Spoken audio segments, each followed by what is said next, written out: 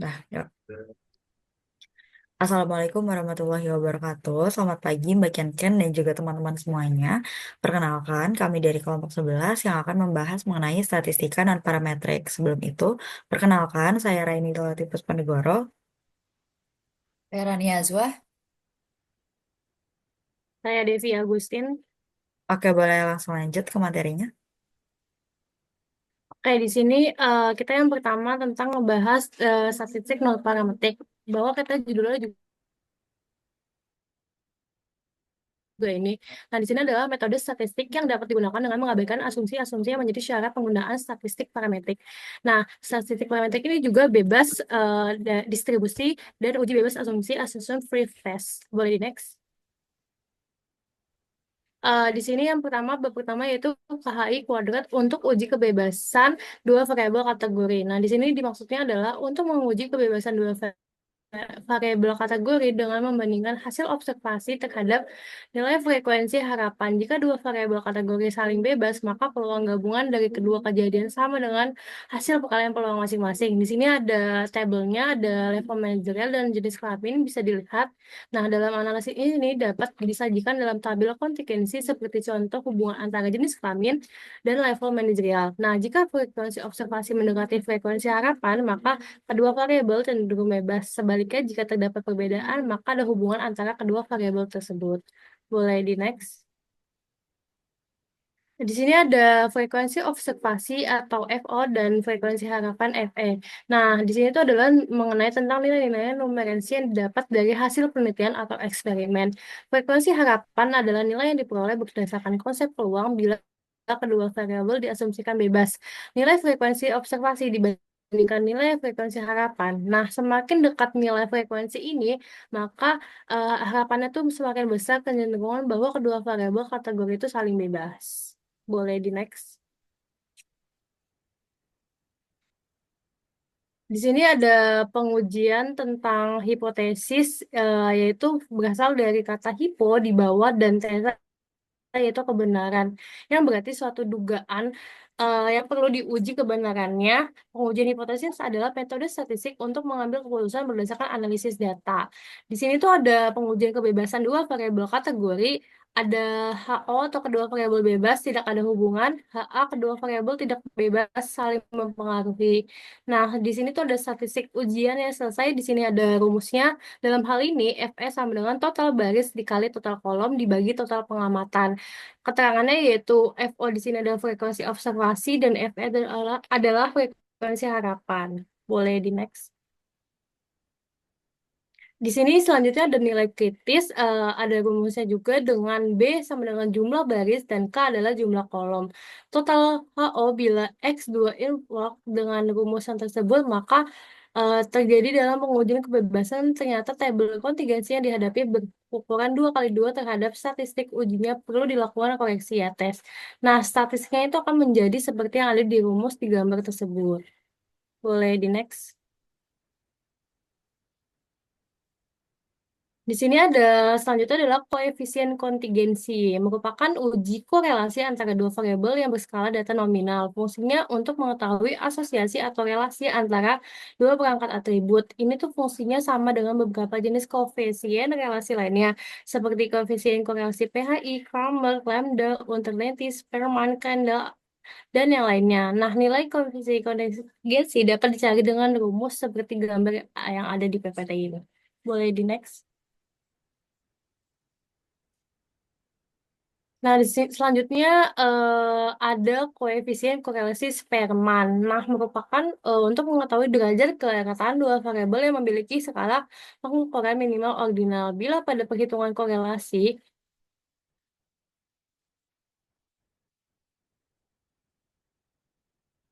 nah, bila ada maka korelasi Spearman adalah data peningkatannya atau rankingnya dikorelasikan koefisien korelasi Spearman diperoleh dengan rumus yang ada di gambar ini dengan keterangan yaitu R koefisien korelasi Spearman, D yaitu selisih ranking tiap pengamatan, dan N adalah banyaknya pengamatan. Boleh di next. Selanjutnya itu adalah uji tanda peringkat Wilson. Nah, itu merupakan untuk membandingkan dua sampel independen, sedangkan uji peringkat bertanda Wilson digunakan untuk membandingkan dua sampel terkait. Nah, sampel yang cocok atau melakukan uji perbedaan berpasangan dari pengukuran berulang pada sampel tunggal untuk menilai apakah peringkat kata-kata populasinya berbeda dengan rumus yang ada di gambar ini. Nah, langkah-langkahnya itu ada yang pertama itu ada langkah-langkah hitung di, terus ada kedua beri ranking, ada beri tanda plus atau minus pada ranking sesuai dengan tanda D, dan keempat adalah tentukan T, yang kelima adalah pengujiannya. Bisa dilihat di gambar tersebut. Boleh. Selanjutnya akan sama teman saya. Oke, baik. Selanjutnya itu ada uji human Whitney. Ini tuh digunakan untuk membandingkan dua kelompok independen untuk menentukan apakah satu kelompok memiliki nilai yang lebih tinggi dibanding kelompok lainnya. Nah, ini ada hipotesisnya. Ada yang pertama itu hipotesis nol, yaitu tidak ada perbedaan dalam distribusi kedua kelompok. Maksudnya adalah median kedua kelompoknya itu sama. Lalu ada hipotesis alternatif, yaitu terdapat perbedaan dalam distribusi kedua kelompok, yaitu median berbeda. Di sini ada keterangannya sama dengan mu2, sama dengan tidak sama dengan mu2, dan selanjutnya.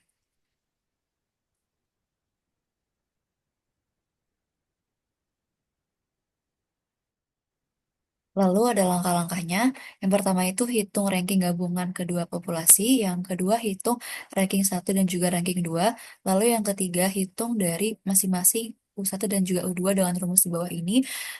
Dan yang keempat itu kita bandingkan dengan tabel U. Kita menggunakan tabel U Mann-Whitney dengan perhitungan jika U hitung lebih kecil dari U tabel, maka itu menjadi tolak HO. Artinya ada perbedaan signifikan. Lalu jika misalnya U hitung lebih besar sama dengan U tabel, maka gagal tolak HO sama dengan tidak cukup bukti ada perbedaan. Lalu ada uji Kruskal-Wallis. Nah, ini merupakan uji non-parametrik yang digunakan untuk membandingkan lebih dari dua kelompok independen untuk melihat apakah ada perbedaan signifikan di antara mereka. Nah, ini ada hipotesis pengujiannya, yaitu mu1 sama dengan mu2 dan selanjutnya. Lalu ada HA-nya itu tidak semua sama, paling tidak ada mu1 tidak sama dengan mu-J.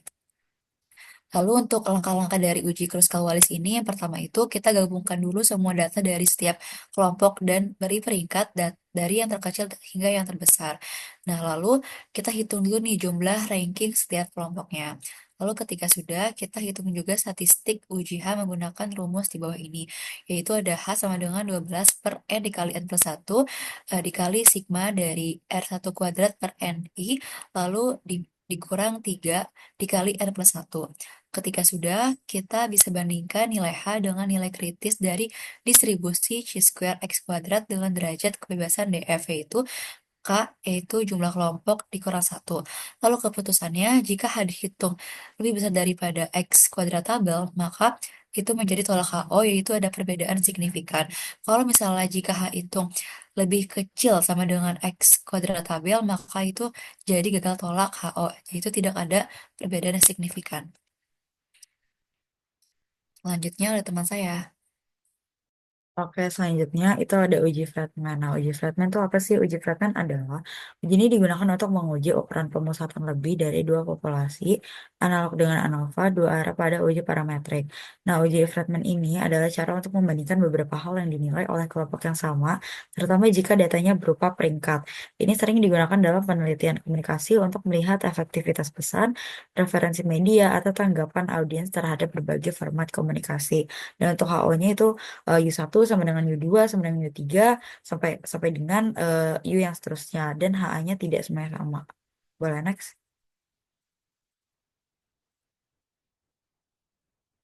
Nah, untuk langkah-langkah pengujian dari uji Fredman ini, yang pertama ada menentukan ranking atau peringkat dari tiap-tiap blok per bloknya.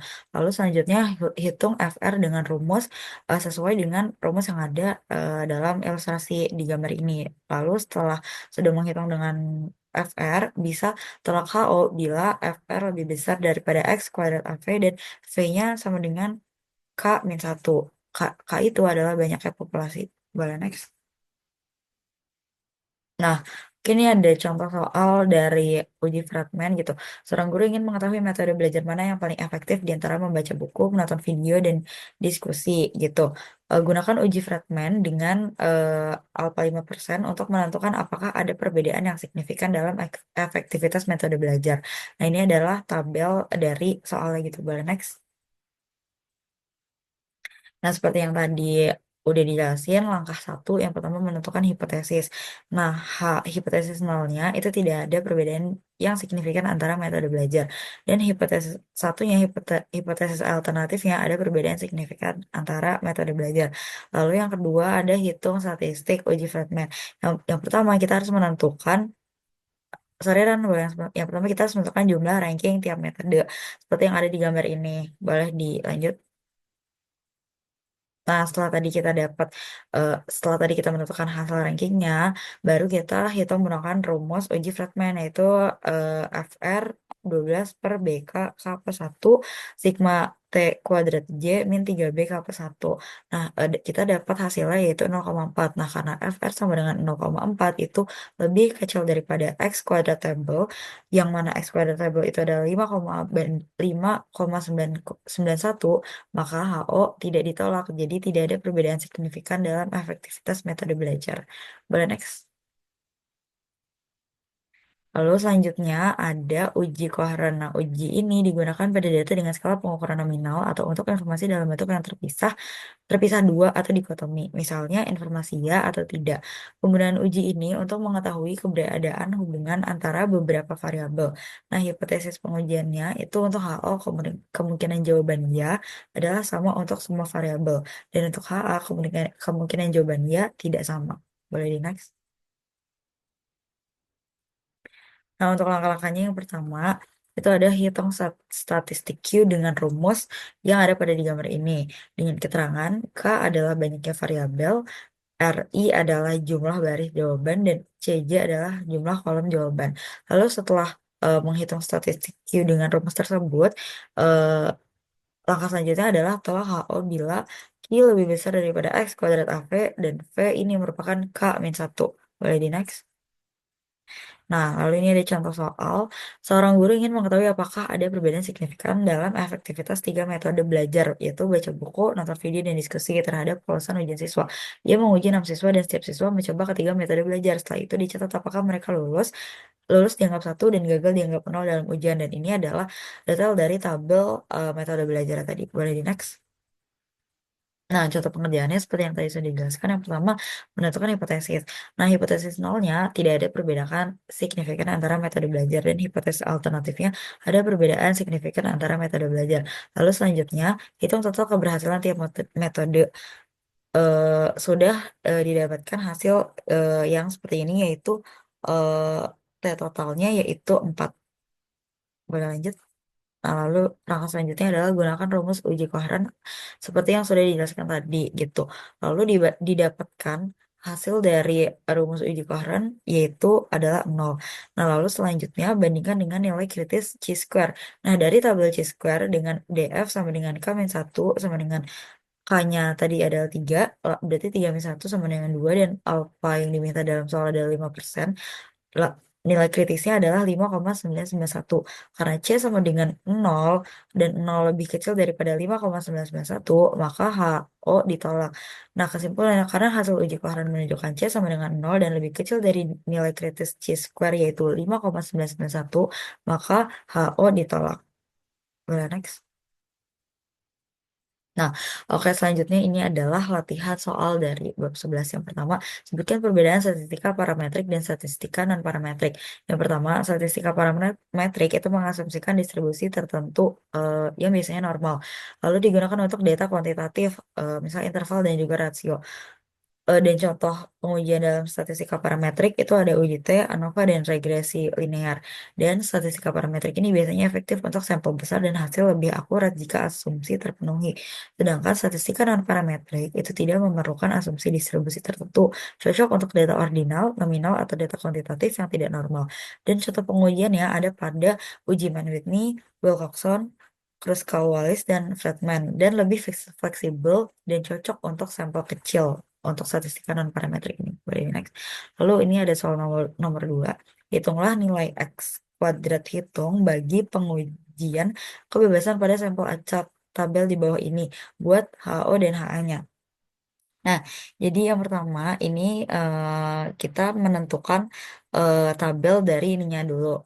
seperti yang ada pada gambar ini. Lalu kita hitung FE-nya, yaitu total kolom dikali total baris per total nilai pengamatan, yaitu 81 dikali 60 per 180. Kita mendapatkan hasilnya adalah 27. Lalu FEA ke FE ke D, itu hasilnya 33, FEB ke FEC hasilnya 54, dan FEB ke D hasilnya 66. Nah, lalu kita hitung X kuadrat hitungnya menggunakan rumus sigma FO min FE kuadrat per FE. Dan didapatkan hasil yaitu 4,94. Nah, lalu kesimpulannya adalah X kuadrat hitung yaitu 4,94 lebih besar dari 3,84. Maka HO ditolak karena kategori satu ini berhubungan dengan kategori 2 gitu. Boleh next. Lalu soal yang ketiga, ini ada hotel horizontal mempunyai kamar dengan tingkat harga rendah sedang yang tinggi. Pemilik menekankan bahwa pelayanan sangat memuaskan untuk semua kamar. Ujilah dengan alfa 0,01 apakah ada hubungan antara kualitas layanan dengan harga kamar. Dan ini adalah tabelnya gitu. Lalu yang pertama kita hitung dulu FE, itu total baris dikali total kolom per total nilai tengah. Yang pertama untuk FE satunya itu ada 40 dikali 50 per 180 hasilnya 11,111. Lalu FE 2 hasilnya ada 30,555, FE 3 hasilnya ada 8,333, FE 4 hasilnya ada 22,222, FE 5 hasilnya ada 61,111, FE 6 hasilnya 16,6666, FE 7 hasilnya 6,666, FE 8 hasilnya 18,333, dan FE 9 hasilnya itu 5. Balik next. Lalu soal yang keempat ini, manajer pemasaran Pasar Gigi Jordan ingin mengetahui apakah proporsi konsumen yang menyukai produknya sama untuk wanita dewasa, pria dewasa, dan anak-anak. Data mengenai pendapat konsumen dikumpulkan sesuai dengan tujuan penelitian sebagaimana tersaji pada tabel berikut. Ujilah dengan alfa 0,05 apakah proporsi yang menyukai Jordan sama untuk setiap kategori. Nah, untuk step 1 itu kita menentukan dulu HO-nya gitu, HO dan HA-nya. HO proporsi yang menyukai Jordan sama untuk tiap kategori, dan hanya proporsi yang menyukai Jordan tidak sama untuk setiap produk.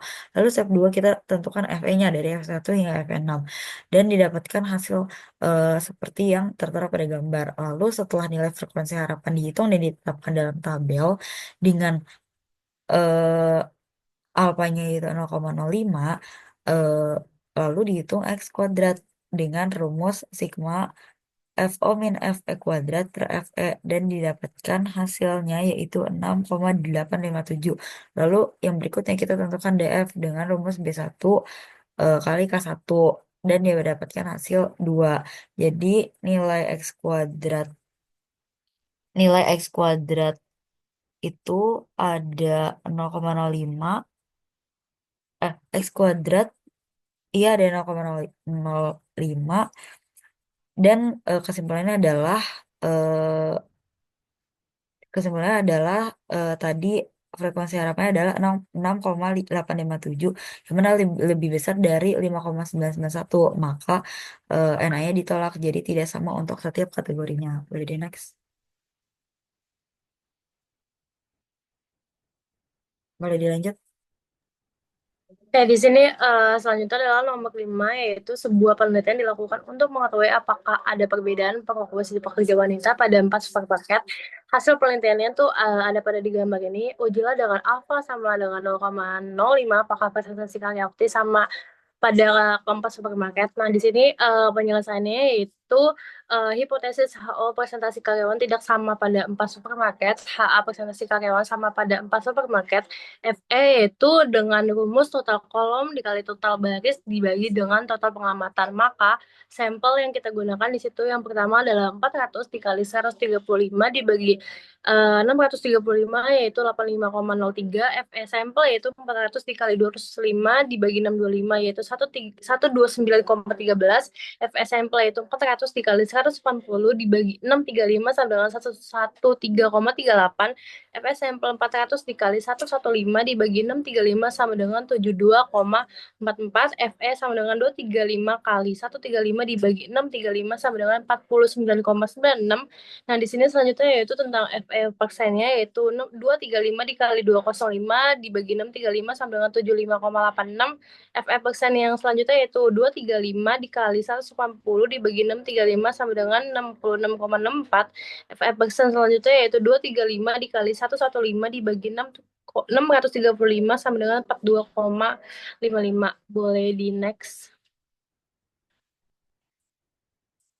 Nah, selanjutnya, maka kita selanjutnya menghitung si X2 hitung yaitu dengan sigma, rumusnya sigma FO dikurang FE di pangkat 2 dibagi FE dengan X saya hitung yaitu 80 dikurang 83,03 yaitu FE-nya, pangkat 2 dibagi 83,03 ditambah 55,49,96 pangkat 2 dibagi 49,96 140 dibagi 129,13 pangkat 2 dibagi 129,13 ditambah 65 dikurang 75,80 di pangkat 2 dibagi 75,86 ditambah 120 dikurang 113,38 pangkat 2 dibagi 113,38 ditambah 60,66,6 pangkat 2 dibagi 66,6 ditambah lagi 60,72 dibagi 44 pangkat 2 dibagi 72,44 ditambah 55 dikurang 42,55 pangkat 2 dibagi 42,55. Selanjutnya kita menghasilkan yaitu 9,87. Maka nilai nilai ini saya X2 0,056 sama dengan 12,59. Selanjutnya X2 hitung sama dengan 9,84 buka kurung X2 0,056,6 sama dengan hasilnya 12,59. Maka keputusannya yaitu HO diterima dengan kesimpulan presentasi karyawan tidak sama pada 4 supermarket. Boleh di next. Selanjutnya yaitu nomor 6, manajer sumber daya manusia suatu perusahaan ingin mengetahui apakah waktu yang digunakan peserta tes calon karyawan untuk menyelesaikan ujian menyebar mengikuti distribusi normal diam bila sampel 225 orang peserta tes, kemudian dicatat waktu yang digunakan untuk menyelesaikan tes, hasilnya disajikan pada tabel di gambar itu, ujilah dengan alfa 0,05 apakah waktu menyelesaikan tes menyebar normal. Di sini terdapat waktunya yang sudah dibuat dengan frekuensi atau jumlah pesertanya, maka X1-nya dapat 12, 35, 41, 47, 53, 5972, maka dimasukkan rumus F1 dikali X1 dengan 120, 525, 1806, 3995, 2226, 1125, 576 dengan total 10.449. Maka dimasukin lagi rumusnya yaitu 10.449 dibagi 225 sama dengan 46,44. Maka dibulatkan yaitu 46. Boleh di next. Selanjutnya nomor 7, dua jenis baju renang yaitu desain A dan B dinilai keindahannya oleh pakar yang kompeten. Hasil penilaian sebagai berikut dengan skala 0 sampai 100 model A dan ada model B juga. Ujilah dengan alfa 0,05 adakah perbedaan keindahan keduanya. Di sini kita masukin juga tabelnya ada model A dan model B, lalu selanjutnya digabungkan rankingnya tuh dengan menghasilkan X1 yaitu 52 dan R2 yaitu 26, lalu dimasukkan rumusnya N1 sama dengan 6, N2 sama dengan 6, menghasilkan 5, dan yang UB selanjutnya menghasilkan 31, maka kesimpulannya tidak terbukti adanya perbedaan keduanya. Boleh di next. Selanjutnya nomor 8 yaitu 4 jenis software yang mempunyai fungsi sama hendak dibandingkan menurut tingkat kemudahan penggunaannya.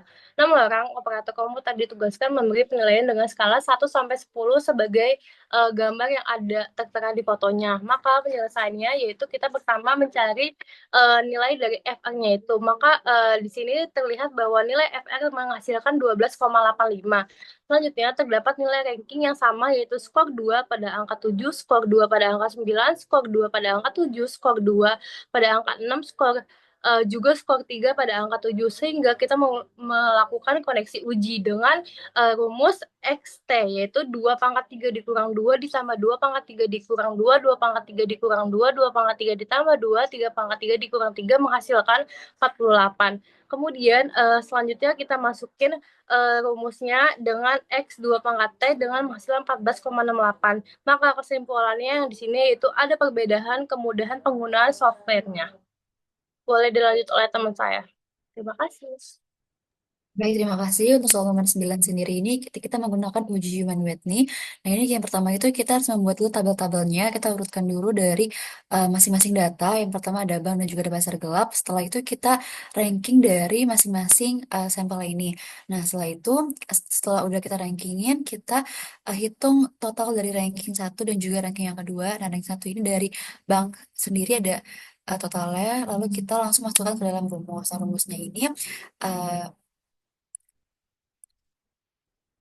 ada N1 dikali N2 plus N1 dikali N1 plus 1 per 2 dikurang dari S1-nya. Lalu kita distribusikan nilai-nilainya, lalu menghasilkan nilai 206,5. Lalu untuk UB-nya ini kita juga distribusikan lagi sama bedanya adalah menggunakan dia dikurang R1 dan menggunakan N2. Hasilnya itu merupakan 104. Nah, setelah kita tahu jumlahnya, kita pilih dari yang terkecil yaitu 104.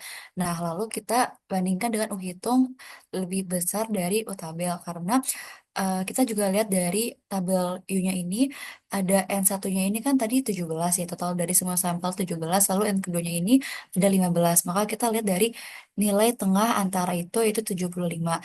Lalu kesimpulannya itu adalah tidak ada perbedaan komisi antara bank dan juga pasar gelap karena U hitung lebih besar dari U tabel. Selanjutnya, lalu kita nomor 10 ini soalnya merupakan soal menggunakan tabel dari chi-square. Nah, di sini itu kita buat dulu data-data dan juga urutan ranking-rankingnya. Kita buat, setelah itu kita hitung masing-masing TJ-nya dan juga NG-nya. Nah, setelah kita hitung, kita masukkan ke dalam rumusnya. Di sini rumusnya itu ada 12 per N kali N plus 1 dikali sigma total dari TJ kuadrat per NG dikurang 3 dikali N plus 1. Kita distribusikan seluruh nilai-nilainya, TJ-nya ini total dari seluruh ranking, dan juga NG-nya ini merupakan total dari sampel, seperti 6 sampai 13 itu kan ada 6 ya. Nah, kita distribusikan hasilnya ada 12,11. Setelah itu, kita lihat ada total dari N ini ada 18, dan juga di F ini ada 3, alfa ini 0,05, dan juga H-nya itu 12,11. Nah, setelah itu kita coba bisa kita lihat bahwa H-nya itu lebih besar dibandingkan nilai kritis. Nilai kritis ini dihitung dari mana? Dari X kuadrat dikali alfa dikali juga dari DF-nya. Menghasilkan nilai 7,815. 12,11 lebih besar daripada 7,815. Nah, untuk p-value-nya ini sama dengan 0,070, dia lebih kecil dari alfa yaitu 0,05, maka dia tolak HO. Kesimpulannya ada perbedaan signifikan, maka diperlukan analisis lebih lanjut. Nextnya ada soal ini kita buat dulu masing-masing tabelnya, yaitu ada variabel dan juga ada rankingnya, variabel dari skor dan kinerja, dan juga ranking dari skor kinerja. Nah, setelah kita ranking dari masing-masing variabel ini, kita kalikan kuadrat dari rankingnya ini. Seperti 1,5 ini kita kuadrat menjadi 2,25, lalu selanjutnya sampai 25. Lalu kita jumlahkan seluruh ranking dari DI kuadratnya ini menghasilkan 96,5. Lalu kita distribusikan ke dalam rumus yaitu RS sama dengan 1 minus 6 sigma DI kuadrat per N dikali N kuadrat minus 1. Nah, RS ini merupakan koefisien dari Spearman. Ini kita merupakan rumus Spearman ya guys. Lalu ini sama dengan 1 minus 6 dikali 96,5 per 11 dikali 1 minus 1 menghasilkan 0,57. Setelah itu, kita juga hitung nilai kritisnya menggunakan rumus 0,05 yaitu alfanya dikali dengan V-nya, yaitu V itu merupakan nilai total dari seluruh ini dikurang sama jumlah sampelnya yaitu 9. Maka hasilnya itu 0,618. Setelah itu kita bandingkan antara koefisien Spearman yaitu RS dan juga kita bandingkan dengan nilai kritis. Menghasilkan bahwa RS lebih kecil dari R nilai kritisnya. Karena itu terima HO dan tolak HA. Keputusannya tidak terdapat hubungan yang positif antara skor kinerja dan juga karyawannya. Lalu untuk soal terakhir, nomor 12 ini, kita akan uji menggunakan alfa 5%, yaitu 0,05. Yang pertama itu langkah-langkahnya kita harus membuat tabel dulu masing-masing dari kualitasnya. Ada dari VIP sampai kelas 3 maka ada 4. Kita totalkan seluruhnya dari excellent totalnya ada 90, baik ada 150, kurang ada 260. Lalu kita juga hitung misalnya VIP totalnya 150, kelas 1 100, kelas 2 150, dan juga kelas 3 100. Kita totalkan semuanya, total dari seluruhnya itu ada 500. Maka dari itu kita juga hitung frekuensi himpunan harapannya seperti 90 kali 150 per 500 sampai seterusnya, hingga yang terakhir itu 260 kali 100 per 500 yang hasilnya 52. Setelah itu, setelah kita menghitung frekuensi harapannya, kita hitung juga X kuadrat hitung, yaitu sigma dari frekuensi observasi, yaitu nilai-nilai yang tertera pada tabel, yaitu 65 hingga 60. Kita hitungnya itu dengan sigma dari F observasi dikurang F harapan kuadrat per F harapan. Nah, di sini kita distribusikan semua nilai-nilainya hingga kita menghasilkan nilai 131,74. Setelah itu kita hitung nilai V, yaitu dengan B min 1 dikali K min 1, yaitu 3 min 1 dikali 4 min 1 sama dengan 6. Maka titik kritisnya itu kita menggunakan X kuadrat dikali alfa dikali nilai V-nya, yaitu menghasilkan 0,05 dikali 6, yaitu 12,59. Lalu kita hitung atau bandingkan ya antara nilai X hitung dengan titik kritis, yaitu 131,74, itu hasilnya lebih besar dibandingkan 12,59. Maka itu tolak HO, dan kesimpulannya adanya hubungan antara kelas inap dengan kualitas layanan. Oke, sekian dari kelompok kami. Kurang lebih mohon maaf. Wassalamualaikum warahmatullahi wabarakatuh.